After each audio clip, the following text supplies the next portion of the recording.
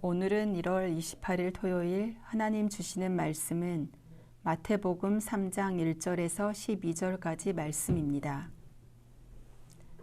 그때에 세례 요한이 이르러 유대 광야에서 전파하여 말하되 회개하라 천국이 가까이 왔느니라 하였으니 그는 선지자 이사야를 통하여 말씀하신 자라 일렀으되 광야에 외치는 자의 소리가 있어 이르되 너희는 주의 길을 준비하라 그가 오실 길을 곧게 하라 하였느니라. 이 요한은 낙타털 옷을 입고 허리에 가죽띠를 띠고 음식은 메뚜기와 석청이었더라.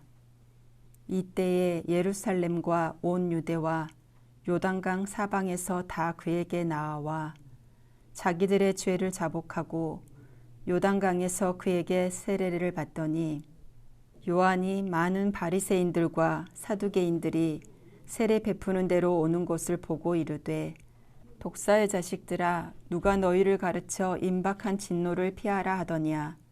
그러므로 회개에 합당한 열매를 맺고 속으로 아브라함이 우리 조상이라고 생각하지 말라. 내가 너희에게 이르노니 하나님이 능히 이 돌들로도 아브라함의 자손이 되게 하시리라. 이미 도끼가 나무 뿌리에 놓였으니 좋은 열매를 맺지 아니하는 나무마다 찍혀 불에 던져지리라. 나는 너희로 회개하게 하기 위하여 물로 세례를 베풀거니와 내 뒤에 오시는 이는 나보다 능력이 많으시니 나는 그의 신을 들기도 감당하지 못하겠노라. 그는 성령과 불로 너희에게 세례를 베푸실 것이요 손에 키를 들고 자기의 타작마당을 정하게 하사 알곡은 모아 곳간에 들이고 쭉정이는 꺼지지 않는 불에 태우시리라. 아멘. 합당한 열매를 맺으라. 교회 근처에 자리를 잡고 살아가는 노숙자가 있었습니다. 권사님 한 분이 그를 위해 때마다 깨끗한 옷을 구해 입혔습니다. 그런데 문제가 있었습니다. 몸을 씻지 않아서 새 옷으로 갈아입어도 몸에 밴 냄새가 사라지지 않는 것이었습니다. 어느 날 권사님이 그를 목욕탕에 데리고 가서 목욕을 시킨 후 속옷부터 전부 새 옷으로 갈아입히니 그제야 냄새가 사라졌습니다.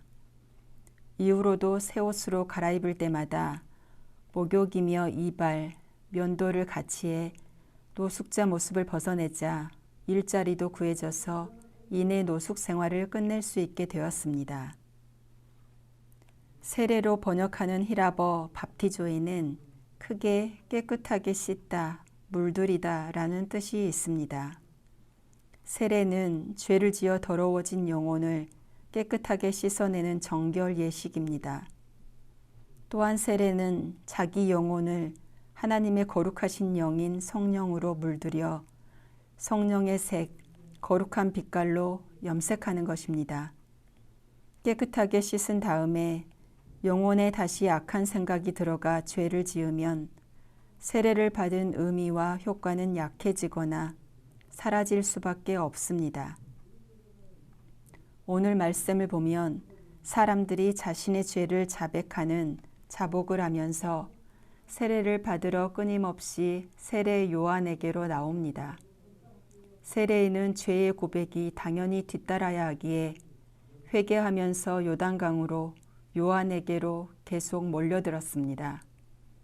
그러나 사람들이 회개하고 세례를 받으려는 또 다른 이유는 죄에 대한 하나님의 심판과 진노가 두려웠기 때문이었습니다. 그들에게 요한은 회개에 그치지 말고 회개에 합당한 열매를 맺으라고 꾸짖습니다. 죄를 씻어내는 세례만이 아닌 진정한 세례, 성령에 물드는 성령 세례를 받기 위해 회개에 합당한 열매, 곧 삶이 변화되는 선한 결과를 보이라고 다그칩니다. 회개는 과거의 잘못에서 돌아서서 삶의 방향을 하나님께로 돌이키는 것입니다. 따라서 회개 후에는 과거와는 다른 하나님께서 명령하시는 새 삶을 사는 변화가 필요합니다. 즉 회개에는 구체적이며 현실적인 선한 열매가 뒤따라야 합니다. 이사야는 구체적인 회개의 열매를 선행과 정의 추구, 억압받는 사람과 고아와 과부 등 약한 자를 돕는 것이라고 가르칩니다. 오늘 하루도 성령에 물들어 합당한 열매로 풍성히 채워가기를 소망합니다. 매일 선행을 실천하고 있습니까? 기도하시겠습니다. 사랑의 하나님, 우리가 회개하고 죄를 용서받은 감격을 잊지 않게 해주십시오. 그리고 다시 죄에 빠지지 않도록 회개에 합당한 선행을 계속하게 인도해 주옵소서. 성령에 물들어 살아가는 변화하는 그리스도인으로 살아가게 하옵소서. 예수님의 이름으로 기도합니다. 아멘.